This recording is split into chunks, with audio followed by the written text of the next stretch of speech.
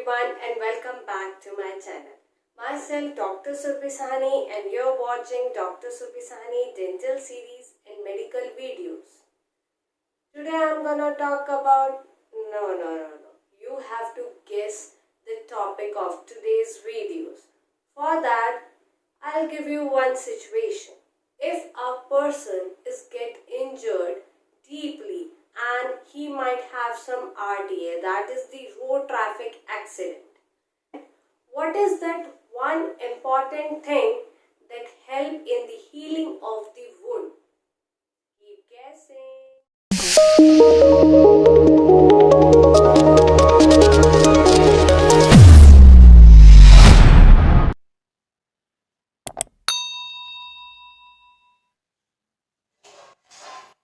I hope you are done with guessing. So begin with the purpose of the suture.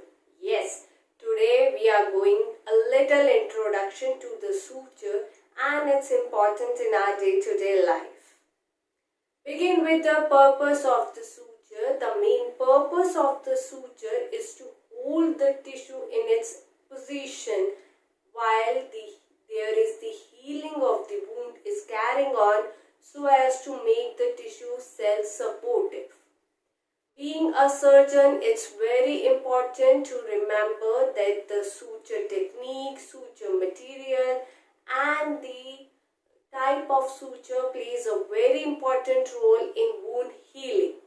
Even the suture material will affect the healing of the wound. For the closure of the wound, there are two main types of suture. One is the interrupted suture and second one is the continuous suture.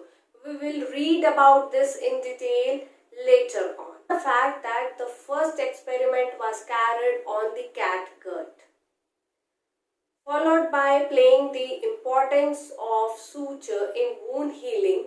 Suture plays two main functions in wound healing. The first one is it maintains the wound closure. The second one is it promotes the wound healing till the time the wound is most vulnerable in condition.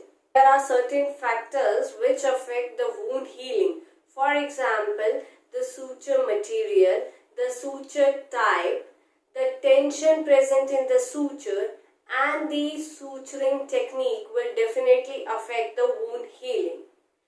From this, now the question arises, then what are the ideal properties of suture material?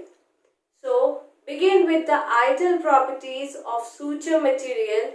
The first one is it should be easily sterilized. Second is it should be easily visible in the surgical field or surgical area. Third one is it should have high tensile strength so as to withstand with the tissue to hold it in the position while the wound healing is carried on till the time it gets self-supported tissue. So during the wound healing procedure, to hold the tissue in its position, it requires high tensile strength. The fifth property is it should have a good knotting property. The sixth property and the ideal property of suture material is that it should have least capillarity. Least capillarity property means that a suture do not need to soak a lot of fluid from the inflamed tissue and then later on result in the exacerbation of the infection. So it should not be there, and for that it should have a least capillarity property. Property is that it should be non-allergic. That means it should not cause any kind of the allergy while placing in the inflamed or injured area. If we talked about the size of the suture material, then it varies and it depends upon the tensile strength. Different tensile strength have different sizes. So we have different variety and different sizes of suture material.